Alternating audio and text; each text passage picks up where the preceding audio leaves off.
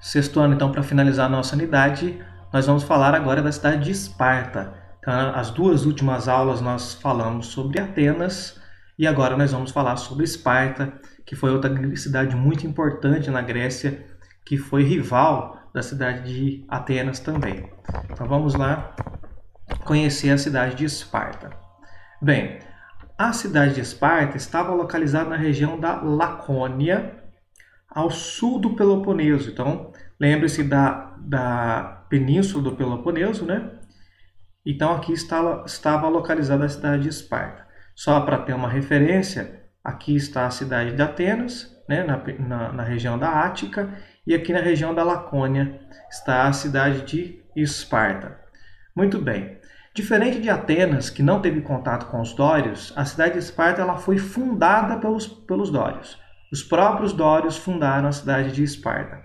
Isso faz muita diferença, porque vocês se lembram que os dórios é aquele povo que chegou na Grécia muito violento, inclusive que fez com que a população local fugisse para as montanhas, fugisse para o interior, por conta da grande violência que os dórios usavam. Então, os dórios eram um povo muito militarista, um povo dedicado à guerra. E funda a cidade de Esparta e acaba dominando as cidades vizinhas. Tá certo? Todas as pessoas que eram dominadas pelos espartanos eram transformadas em servos. E esses servos eram chamados de ilotas. Mais tarde nós vamos repetir essa informação. Mas como eles dedicavam muito à guerra, todas as vezes que venciam uma guerra, pegavam os perdedores como servos. E esses servos eram chamados de ilotas.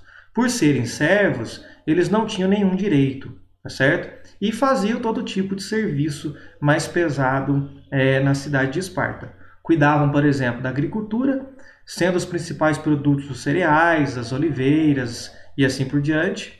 E os trabalhos artesanais, trabalhos manuais, também ficava à conta desses servos. Ainda faziam os trabalhos domésticos.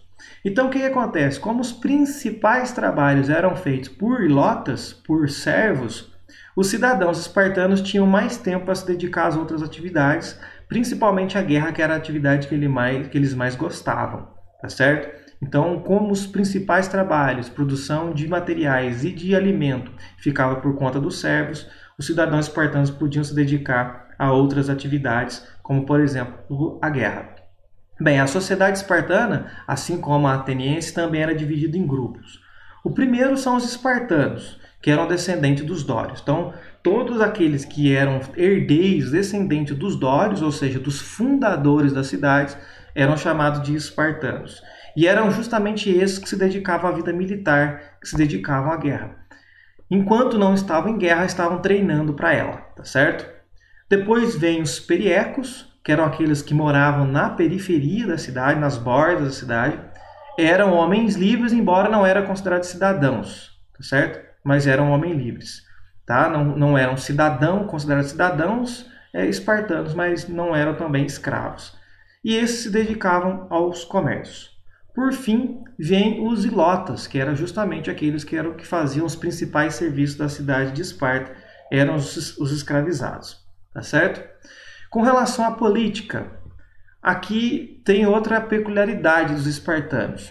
Eles não adotaram aquela democracia dos atenienses, mas aqui eles tinham uma diarquia. Diarquia vem para dois. Então, monarquia é um, diarquia é dois reis. Mas qual é a finalidade de se ter dois reis? Bem, como eles estavam frequentemente em guerra, então um rei ficava na administração da cidade, o outro liderava na guerra. Por que isso? Se tivesse apenas um rei, e como era costume da época, o rei liderava na guerra, a cidade ficaria sempre vazia de liderança. O rei sempre estaria ausente, porque estão constantemente em guerra. Para resolver esse problema, fica um rei para administrar a cidade e um outro para liderar nas guerras. Mas o rei não governava sozinho, certo? Então esse rei administrador principalmente, eles eram auxiliados por um grupo de espartanos com mais de 60 anos, que seriam os anciães espartanos, tá certo? E também um grupo de prefeitos, que dentro da cidade cuidavam de partes dessa cidade, tá certo? Que eram também administradores. E aí nós encerramos esta nossa unidade. Nós ainda continuaremos a falar de Grécia, tá certo?